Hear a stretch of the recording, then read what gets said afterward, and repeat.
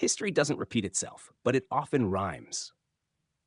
In 2008, the world watched as Lehman Brothers collapsed, erasing trillions of dollars in wealth overnight. Most people asked, how did this happen so suddenly? Today, we are looking at a new date, a convergence point. Based on current inflation trajectories, debt maturity walls, and geopolitical fracture points, analysts are quietly whispering about a timeline that the mainstream media refuses to broadcast. They are looking at a window of approximately 90 days. Welcome to the endgame. In this documentary, we are going to dissect exactly why the global system is more fragile today than at any point in human history. We will look at the three pillars that are crumbling simultaneously: the debt bomb, the energy crisis, and the social contract. But most importantly, we will tell you what happens on day 91. To understand why the next 3 months are critical, we have to look at what is happening beneath the surface. Imagine a skyscraper. From the outside, the glass is shining, the lights are on. But in the basement, the foundation is turning into sand.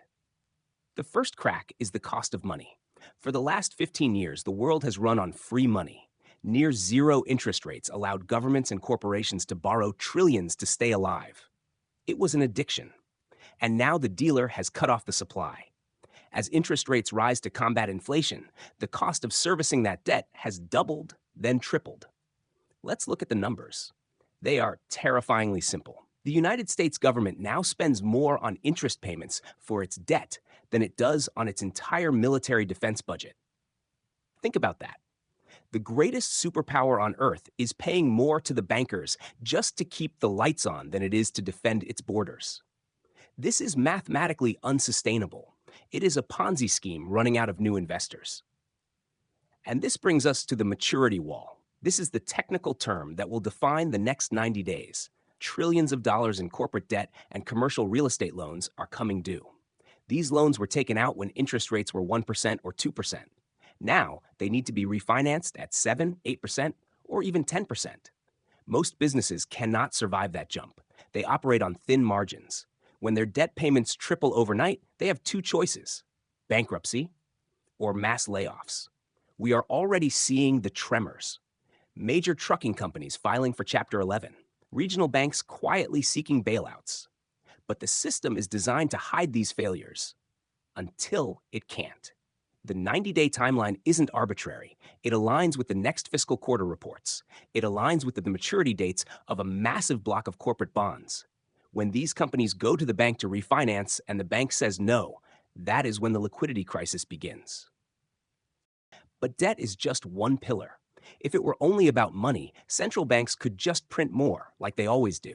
But this time, they can't, because of the second pillar, the supply chain and the energy war. Money is printed. Resources are extracted. You cannot print oil. You cannot print wheat. You cannot print microchips. For decades, the West enjoyed low inflation because of cheap labor from Asia and cheap energy from global trade. That era is over. Globalization is fracturing into two distinct blocks. Within the next 90 days, specific geopolitical tensions, which we will detail in Chapter 2, are set to escalate, threatening to choke off key trade routes. If 20% of the world's oil supply is delayed by even 2 weeks, the price of energy doesn't just go up, it spikes. And when energy spikes, everything you buy, from food to iPhone chargers, becomes more expensive. This puts the central banks in a trap, a checkmate scenario. If they print money to save the banks, the debt crisis, inflation explodes because of the supply shock. If they raise rates to fight inflation, they crush the economy even faster. They have run out of ammunition.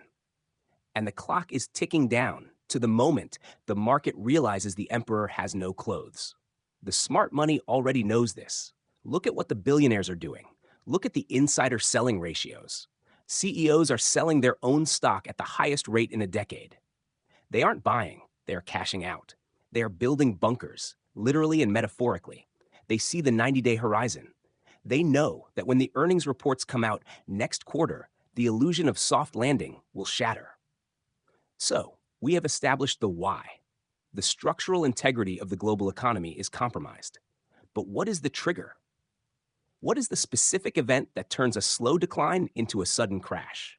To understand that, we have to look at the geopolitical chessboard.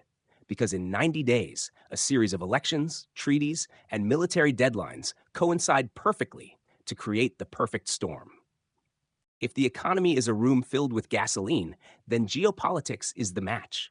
For the last 30 years, we lived in a relatively unipolar world. The US dollar was king.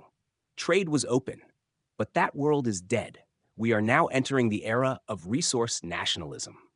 The second reason why the next 90 days are crucial is the acceleration of the BRICS alliance. This isn't just a political club anymore. It is a calculated economic assault on the US dollar. Reports indicate that within the next quarter, key oil-producing nations are set to finalize agreements to trade oil outside of the dollar system. This is the petrodollar death spiral. If the demand for dollars drops globally because countries no longer need it to buy oil, trillions of unwanted dollars will flood back into the US domestic economy. The result? Hyperinflation that makes 2022 look like a mild inconvenience. But trade agreements take time. War does not. Let's look at the choke points. The Strait of Hormuz, the Malacca Strait, the Suez Canal. Military analysts have flagged a high probability of a disruption in one of these arteries within the coming months due to escalating regional conflicts. Why 90 days? Because modern warfare is seasonal. It relies on weather windows and political distraction.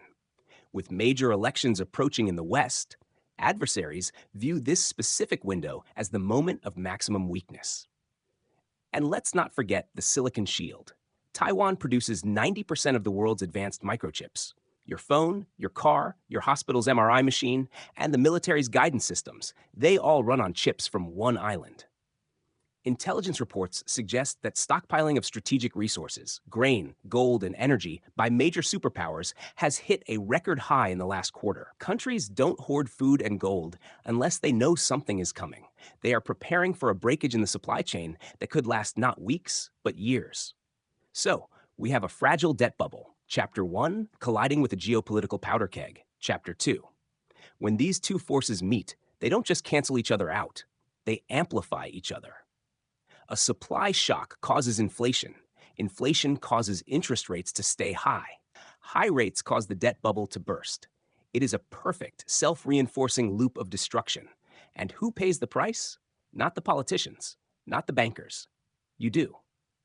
This brings us to the third and most terrifying aspect of the next 90 days, the social contract. Civilization is only 3 missed meals away from anarchy. It's an old saying, but it has never been more relevant. When the everything bubble breaks, it won't just manifest as red numbers on a stock ticker. It will manifest in your neighborhood. We are suffering from a collective psychological condition known as normalcy bias. This is the refusal to believe that a disaster is imminent because it hasn't happened to us personally yet.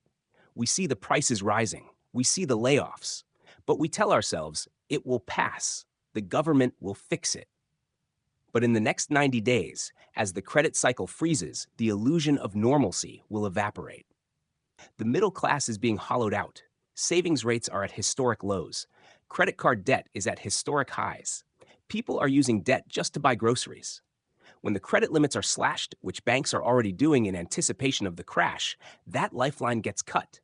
What happens when millions of people can no longer fake their lifestyle? Anger. We predict a surge in social unrest, not just political protests, but economic riots. We are already seeing this in parts of Europe and South America. It is spreading like a virus. The social fabric is tearing. Trust in institutions, media, government, banking is at an all-time low. When the crisis hits in earnest, there will be no goodwill left to keep the peace. This is the great wealth transfer. But unlike previous times, wealth isn't trickling down. It is being vacuumed up. Inflation is a hidden tax. It transfers purchasing power from the saver to the debtor, the government. In the next 3 months, as inflation potentially spikes again due to the geopolitical triggers we discussed, your labor is effectively being stolen. The system relies on your confidence. It relies on you waking up, going to work, and accepting paper currency in exchange for your life's time. But what happens when that confidence breaks? In 90 days, we might find out. I know. This is heavy. It sounds like a doomsday script, but ignoring gravity doesn't stop you from falling. The goal of this analysis isn't to paralyze you with fear. It is to snap you out of the normalcy bias. Because while the majority will be caught off guard, a small minority will not only survive this transition, they will thrive. History shows that during every major collapse, massive fortunes are built by those who saw the signs early. You have roughly 90 days to position yourself on the right side of history. So, what do you do? How do you protect your family, your capital, and your future? That is exactly what we are going to cover in the final chapter. Fear is useless. Panic is expensive. In a crisis, wealth is never destroyed. It is merely transferred. It moves from the unprepared to the prepared, from the reactive to the proactive. We have identified the threat. Now let's build the defense. This is the protocol that smart money is using right now to survive the next 90 days. Step 1. Secure your liquidity. In 2008 and in the recent regional bank failures, the terrifying reality was not that people lost their money, but that they couldn't access it. When the dominoes fall, digital banking systems often freeze or limit withdrawals to prevent a bank run. You need an emergency fund, not in a savings account, not in stocks, but in physical cash, enough to cover 2 to 4 weeks of essential expenses. This is your insurance policy against a temporary systemic freeze. Step 2. Hard assets. Fiat currency. The dollar, the euro, the yen is being devalued by inflation. History teaches us that when paper money burns, gold shines. Central banks bought more gold in the last 2 years than at any time in the past 50 years. Watch what they do, not what they say. Allocating a percentage of your portfolio to physical gold or silver isn't an investment. It is a hedge. It is wealth storage that exists outside of the electronic financial system. Step 3. The exit hatch. For the first time in history, we have an asset class that is decentralized, scarce, and unconfiscatable. Bitcoin. Whether you love it or hate it, you cannot ignore that during banking crises, capital flees to assets that no government can print. It is the only fire alarm that the central bankers cannot turn off. But be warned, this is volatile. Do not gamble with money you need for rent. Use it as an asymmetric bet on the failure of the traditional system. Step 4. The ultimate asset. If the currency goes to zero, what do you have left? You have your skills. In a recession, the useless class gets wiped out first. The people who thrive are those who solve painful problems, become indispensable, learn to sell, learn to build, learn to grow food. The greatest hedge against economic collapse is your own ability to produce value, regardless of what the currency is worth. Here is the hard truth. The government is not coming to save you. The Federal Reserve is not coming to save you.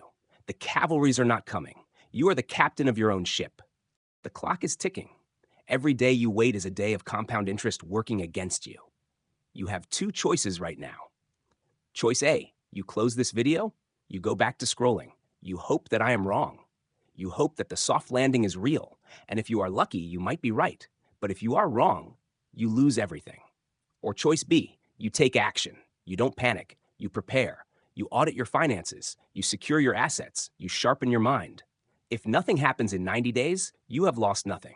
You are simply stronger, richer, and more prepared than you were today. But if everything breaks, you will be the one standing tall amidst the ruins, ready to rebuild. We will be tracking this situation closely. Every week, new data emerges. We will not let you walk into this blind, but we need to know who is with us. If you are committing to preparing, if you are refusing to be a victim, I want you to comment the word prepared down below. Join the community of survivors. This is just the beginning of the storm. Click this video right here to see the deep dive on gold and exactly how to buy it without getting scammed. I'll see you on the other side. Class dismissed.